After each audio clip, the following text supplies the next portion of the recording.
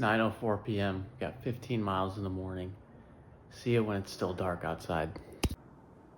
It's the morning, and it is indeed still dark outside. I'm rolling out my feet right now with a lacrosse ball. Would recommend. Super easy. Feels really good. It helps a lot. You got a lot of nerve endings in your feet, and it's very. If you've never rolled out your feet, it's probably going to be very sensational. Got 15 miles.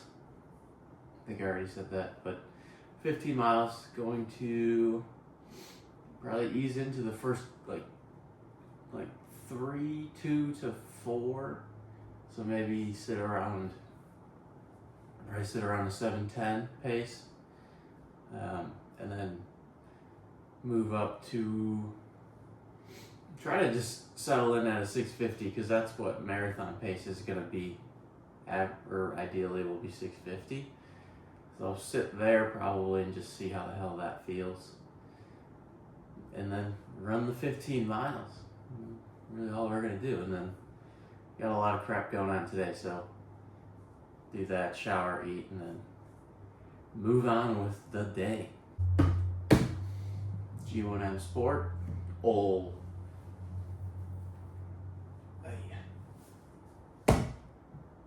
reliable. I do like this stuff a lot. It's actually really good. And then fruit punch salted watermelon tastes pretty bad, I'll be completely honest, but you're not drinking this for the taste, you're drinking it for the effects.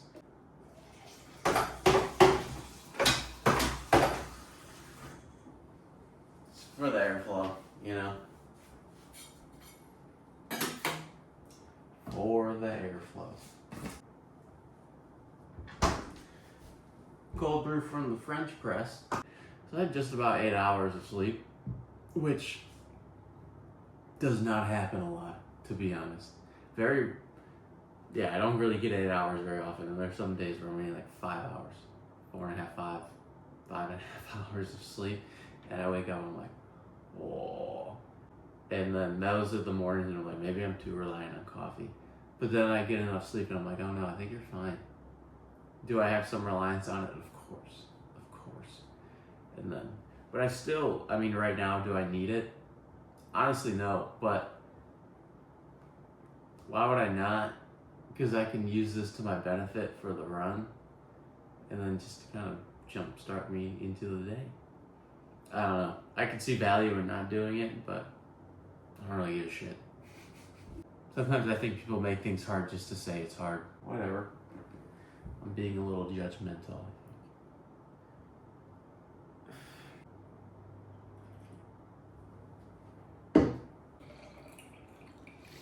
Straight up motor oil. That's the way we like it.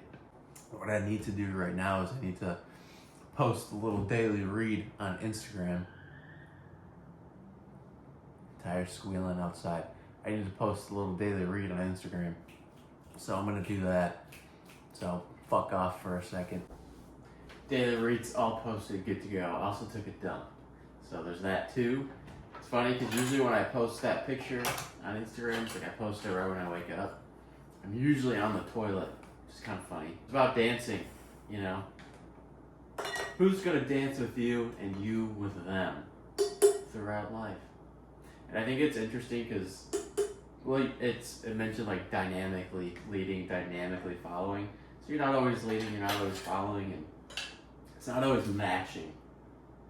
So I guess you're kind of you're matching in a flow, but you're not doing exactly what they're doing. But it's a dance. You're dancing with another person throughout life, and trying to put my thoughts into words of how it makes sense, but it just makes sense. You're having to constantly move. You're not static in a dance. You're being dynamic. You're constantly moving, taking different steps. You even move into uncomfortable situations that you can only hold for so long. You can only hold those for so long in life. All this stuff. Read the note. Read the freaking note and give it a like. Even though I know you won't. You should do it anyways. I don't really know what else to say right now. So maybe I'll see you when I'm putting on my shoes. A lot of times people will wonder, like, how do you get up so early? Or how do you get up so early and then do that?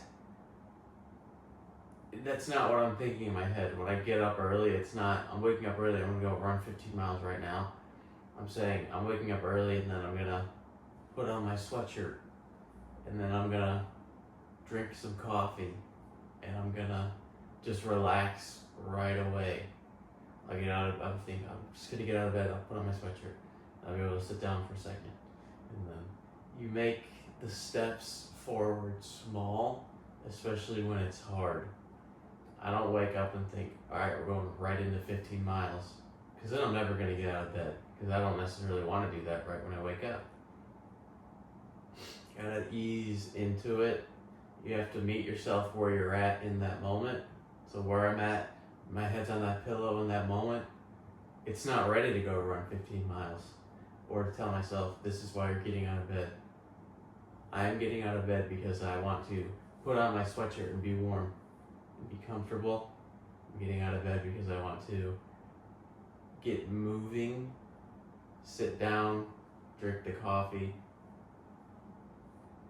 take a dump, post the daily read. All those little things that make it a lot easier to mentally digest. And I've actually had people ask me that, so hopefully that's helpful.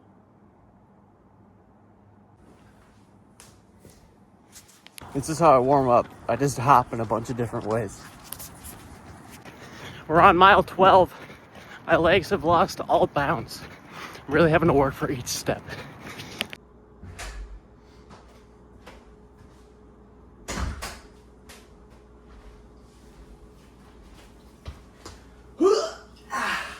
Oh, dogger. That was a fucking good one. 15 miles, average pace, 6:43. To be honest, that felt great. That was a really good run.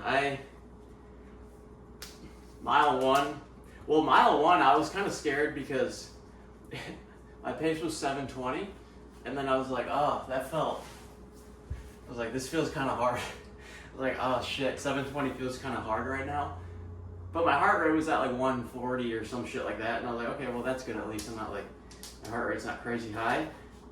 But again, feel-wise, I was like, oh, this feels pretty fast. And then, but you can't judge a run yet at mile one. It's 15 miles, that was an hour and 40 minutes long. I can make the decision right then and there and say this is gonna be a shitty run and then just carry that mentality through the entire run, but that's stupid. So I was like, all right, well, feels kind of rough, heart rate's low though. We'll settle in, we'll just see what happens. And then just kept going, felt good. Just slowly picked up the pace. And you don't want to go from like a 7:20 and then try to jump to a 7:30 or 6:30 mile. That's just too big of a jump. You ease into it.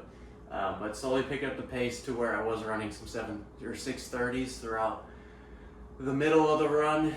And then I'd say right at mile 10, almost exactly at mile 10, I could tell my legs, I had like no more bounce. There was no spring to them. They didn't feel hollow. They just felt heavy and very fatigued. So that just tells me again that they're more fatigued and it wasn't a lack of fueling. I'd say I feel pretty well for that run. Honestly, I think I feel perfect for that run. I didn't really feel any drop off in that sense. It was just every step after like mile 10 or at mile 10 was just like thud. It was like doof, doof, doof. I felt like I really had to work for each step, which is, not the end of the world in a run like this. And realistically, every time I go into a run, during a marathon prep, I don't think people understand that you're not feeling great every single run, if really at all. Not that you're feeling like shit, but you're carrying a lot of fatigue throughout this time frame.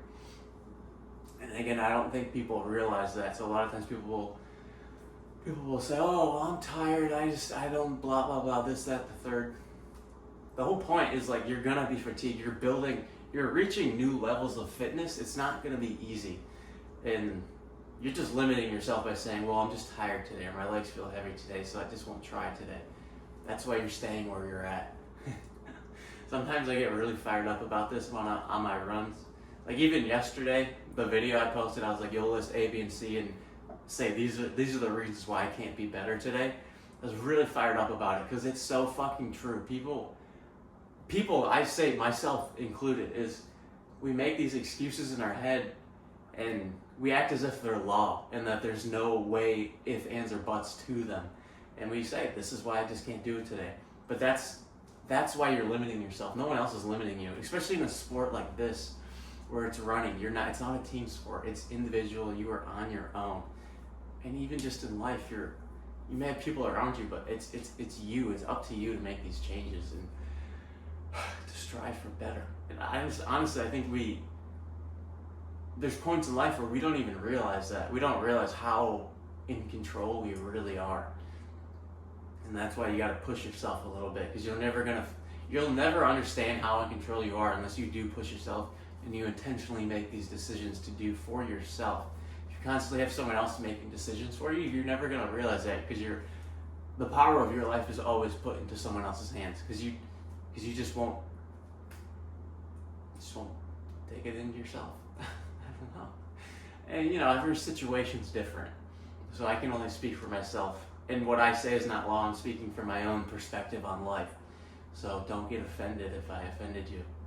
But in general, it's up to you, man. I don't know. My toes kind of hurt. This toe. I don't know if you can see my feet in the shot, but that toe's hurting. It's a little purple. My pinky toes are this pinky toe, my right foot pinky toe is a little messed up. Really switched gears there.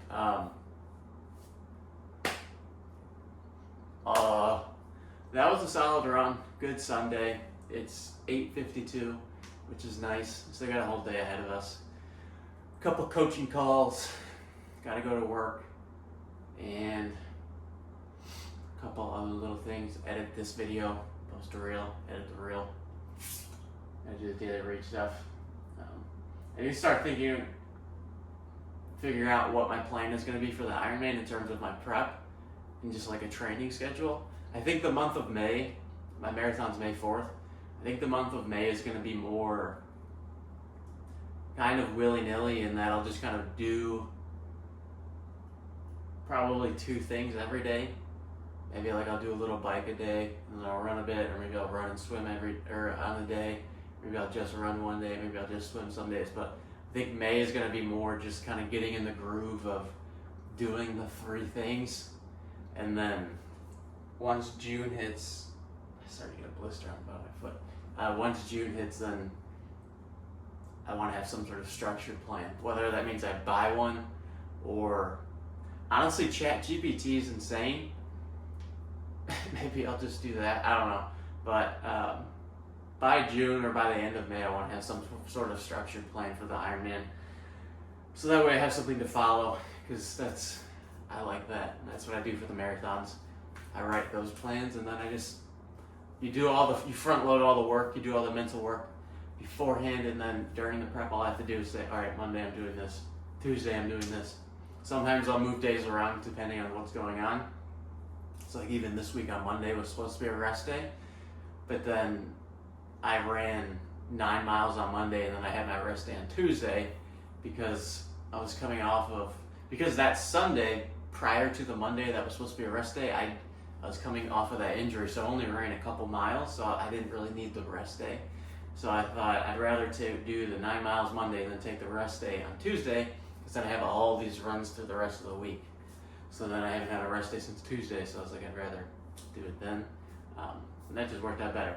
So I'll do like little changes like that sometimes, but in general, all the mental work's front loaded. All I have to do is just look and say, this is what I'm doing. And then I do it. Simple as that. Simple as that.